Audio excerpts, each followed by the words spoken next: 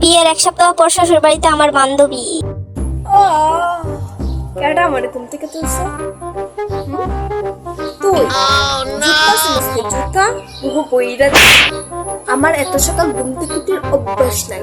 ওকে, next time যেন এই কথাটা মাথায় থাকে। 12টার আগে আমাকে কেউ ডাক দিবে না, বুঝছেন শাশুড়ি মা? মা চা গিলবা? গিলবা? ও তাইলে ভালো, আমার লাগেও একটা কাপ চা বানাই দিও। বাই। কি থাকবো মা, তুমি অনেক গ্যাস জ্বালাইটাও শিখেছো না? জানো এখন কি তো হয়েছে? আমি গ্যাস জ্বালাইতে গিয়ে আমি সিলিন্ডারও আগুন জ্বালাই দিয়েছিলাম। ভাগ্যিস সিলিন্ডারটা বাস্ট হয়েছে না, তাইলে আমার এত সুন্দর চেহারাটা তো জ্বলতে দেখতে।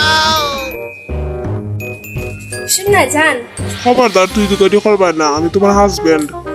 কি তুই আমার হাজবেন্ড লাগোস দেখিয়া তোরে আমার তুমি তুমি কইরা মাথা নিয়ে লাগবো নানি? এই দিনটা আমার দেখা লাগবো?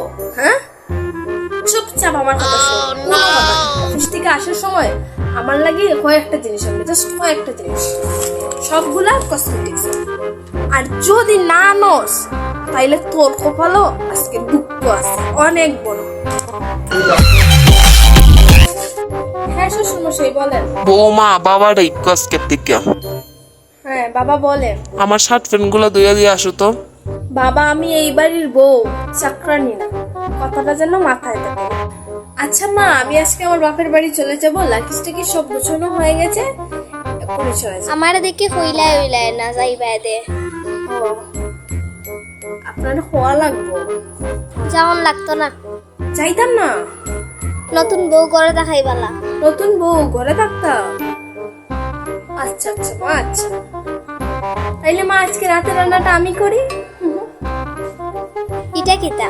এটা এটা কিছু না, ইঁদুর মারার বিষ। রান্নাঘরে প্রচুর ইঁদুর হয়েছে। হ্যালো জান, তোর মার এই দুনিয়ায় নাই রে। ওই তো তোর মার খাবারে আমি ইঁদুর মারার ওষুধ মিশিয়ে দিয়েছিলাম, খিদায় বুঝে এই পেটে ইঁদুর লাফাচ্ছিল তাই। হ্যাঁ, তুই পুলিশ নিয়ে আইতেছিস? আয়, ততক্ষণে আমি ভাগ্যে যাই।